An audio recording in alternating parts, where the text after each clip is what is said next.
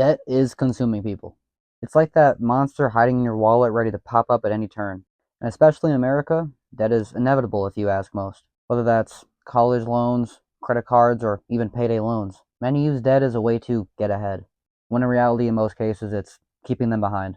Well, in this video, we're going to hear all about that. And if you personally feel like you relate to anything in this video, or you just simply like content like this, don't forget to like, comment your thoughts, opinions below, and subscribe to see my daily and per weekly uploads around here, uploaded every day around 12 p.m. Central Time. And a huge shout out to everybody who supports me on Patreon or my channel memberships. You can DM me personally questions and different topics to hear on future videos, or you can just see these videos early through my channel memberships. But I appreciate everybody who supports my content nonetheless.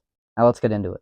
Debt is a prison and debt is slavery. Many times, if you're in debt, it forces you to make decisions about career choice, about lifestyle, about everything, about your vacations, about everything that you. Vacation? Sounds nice, doesn't it? No, but for real though, wage slavery, something that you hear many people talk about in terms of the rat race, the matrix, everything we're trying to escape, the modern day system that nobody really wishes they were in, but also nobody chooses to get into. It's just something we're all forced to be, it's like we're all chained to, even though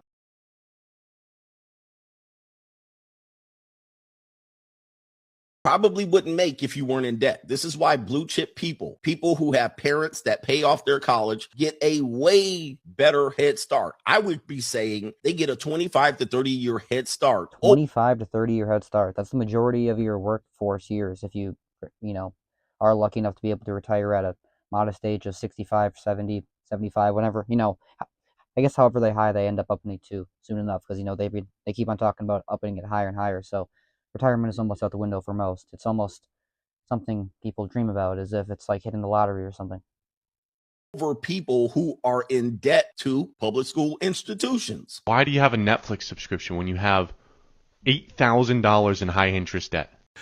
Because I like to watch movies, instead of just sitting in the dark thinking about my student debt. Come here. The only difference between the student debt and the Netflix payment is that at least the Netflix payment is going to get paid every month. Come here. That student debt is never going to get paid. I'm not going to lie to you. All right, first of all, that was a little too close for comfort. I think we got close enough the first time, but second off, I think I said this almost, it's the third video I've said this just this week, I think, how I think it's kind of ironic how a Netflix subscription is top tier priorities for all the bills.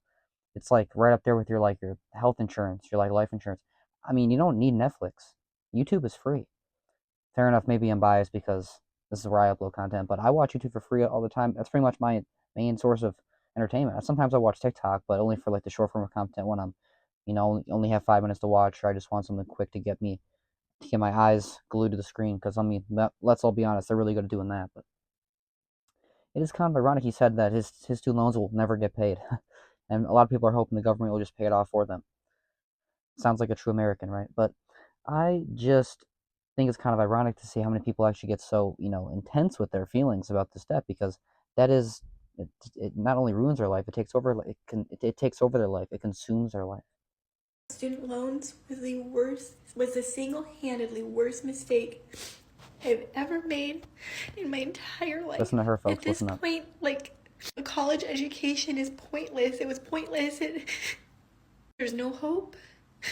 What a sad thought. I've been paying on my student loans for more than 13 years now, and I've more than paid back the amount that I took out, and then some because of interest. She has been in debt through her college loans for more than 13 years, and she has already paid back more than what she originally owed, out of what she got out of her deal, and some more through interest, and she's still tied to these. And there's all this misinformation and false hope around forgiveness and qualifying payments and I checked the boxes for 90% of the qualifying factors, but I'm going to have to pay on my loans for another 5 years. Another 5 years, 18 years. And if you do the math, like she did the calculations, she's already well overpaid off her initial investment of what she got out of the deal. Is that not a scam? No, she signed up. She was probably just out of high school. She probably was barely an adult when she signed up for these loans. And I wonder if she's actually using this degree, because many people don't even use their degrees. What a crazy percentage. What a crazy world we're living in. This is modern day America, folks. Minimum, and that's if there's even any type of program around that time for forgiveness before I can even qualify, even though I meet the qualifications Forgiveness. now. But because I don't Forgiveness check is the that only one hope, last folks. box, there's nothing that can be done. Nothing has made me feel more hopeless and just helpless and just at full defeat than these student loans. Your debt? It's not real. The money you owe, yeah, that's real. But the stress that you feel has nothing to do with the actual debt. I thought this would be a great thing to play right after that girl crying about her debt. No, but for real though, if I was her in her situation, I would be bawling my eyes out too. I don't even know how I'd ever be sleeping. But in this guy's case, your feelings aren't your debt. These are two different things, not one and the same, folks. Imagine the bank calls you and tells you that you owe $1,000,000 because of some debt 5 years ago. Yikes. $1,000,000? You'd probably be in a panic. But you Yeah. owed that money yesterday. You just didn't know about it and you weren't stressing it, even though you owed the same $1,000,000. You can have feelings and emotions independent of your debt.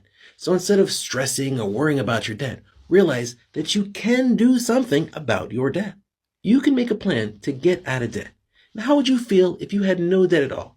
You'd probably feel amazing. So let's make a plan to get you out of debt. All you gotta do is click the link in my bio to see a video. Oh, yada, yada, yada. All you gotta do is click the link in my bio and give me $300 a month. Buy my course, buy my plan. I'm gonna teach you my alpha male ways. This is ridiculous. I'm sorry. I never watch the full video. I usually do to make sure it's clean and it's actually okay for YouTube or not. It's actually about the topic of the video's interest.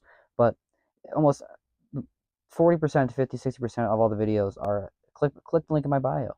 I can help you out. You know, money's struggling, but pay me. So it's kind of just pretty incredible how that's the modern day mindset is money, money, money.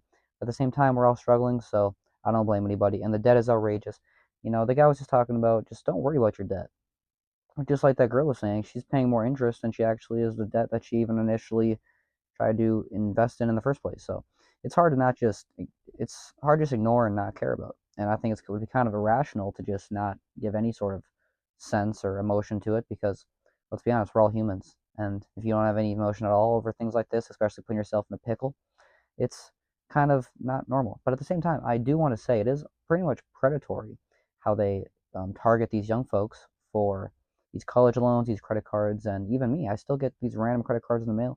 I just clip them up and I never even um, open them. But it's still kind of ridiculous how they make it so accessible to ruin your life and fuck your life up. But it's like they want you to fail. It's like everything's reversed. And even if you do get ahead, they make it harder for you then too. So either way, I would love to know your guys' thoughts, opinions. If you guys are open and honest enough to be able to share your current situation in debt or money wise, if you are well off, if you are a made man or woman, feel free to let us know in the comments how you're able to do so, which jobs, occupations you were able to find, and how others like me, myself, and I can get into those because we're all struggling, we're all trying to make it out. So a huge shout out to my Patreon supporters who really do help me out over there. That's one of the best ways to support me, as well as the channel memberships. You can DM me personally to DM me questions and different topics for future videos like this in the near future over there on my Patreon for the lowest tier is $1 a month. And you can also do the channel memberships to access these videos before they are released to the public for like $3 a month minimum. But yeah, I do appreciate everybody I do appreciate everybody who just um, enjoys these videos and this content. It will always remain free through my YouTube and everything. But I appreciate you guys for watching. Thanks for watching. I will see you in the next one.